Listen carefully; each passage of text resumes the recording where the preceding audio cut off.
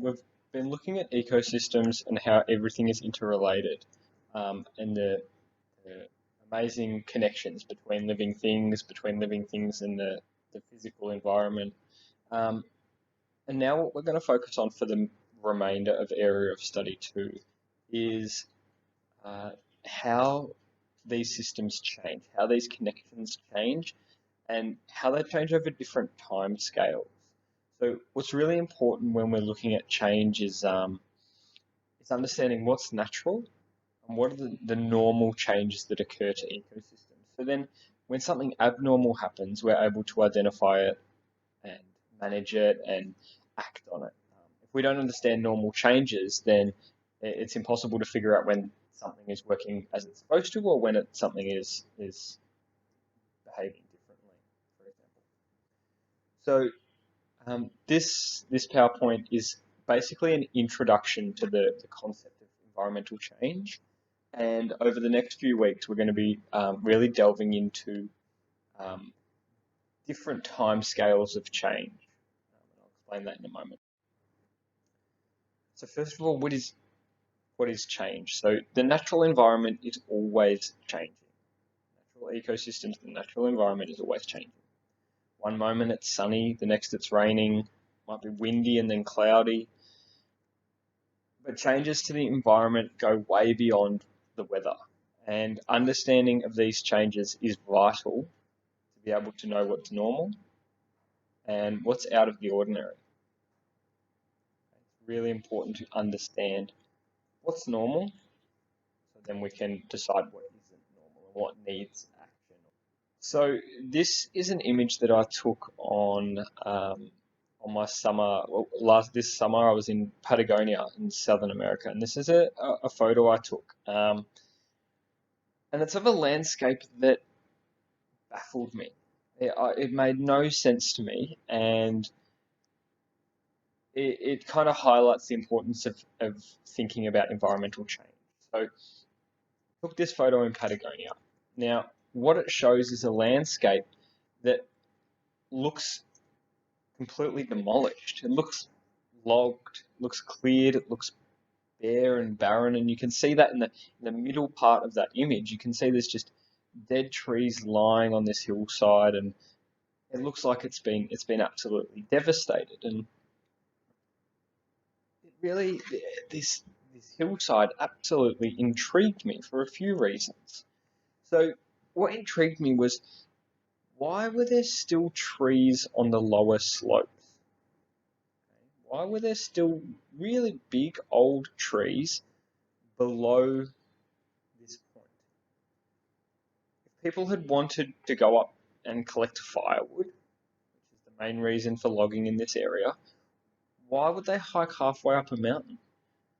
And then why is all the wood left on the ground? Why are all the tree logs on the ground to rot? Why have they been left there?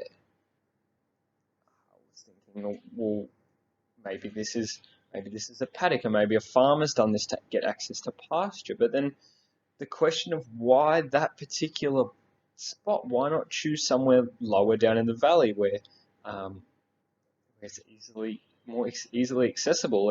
And this was a very inaccessible part of the world. This was somewhere where, I mean, that location it required a 6 hour hike to get to where those trees had been logged from the nearest town, and it just didn't make any sense, and it absolutely baffled me.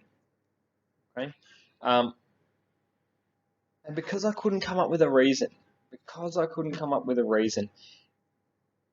of why this would occur, why these trees had been chopped down, it led me to believe that perhaps this was a natural landscape, not damaged by man.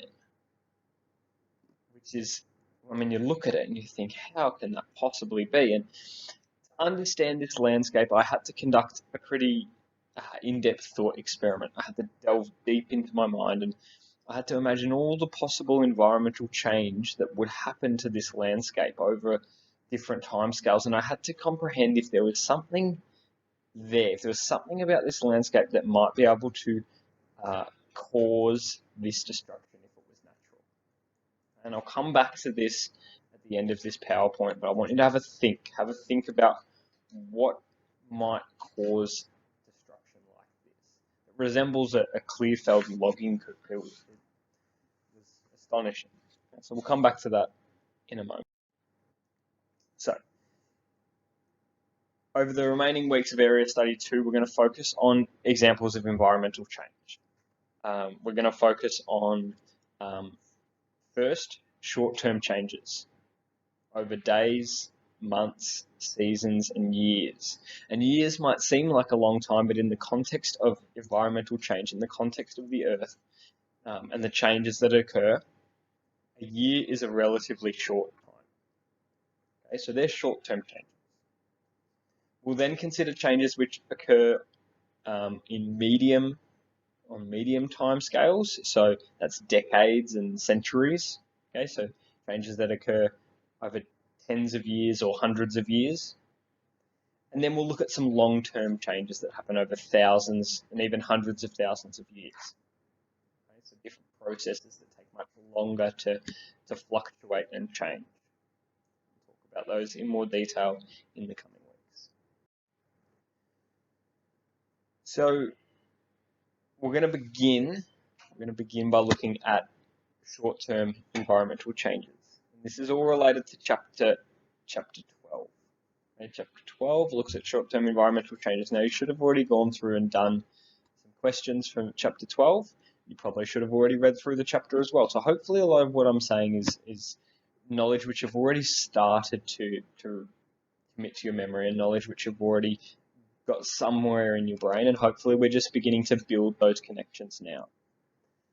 So I've got an image here of some whales moving along the coast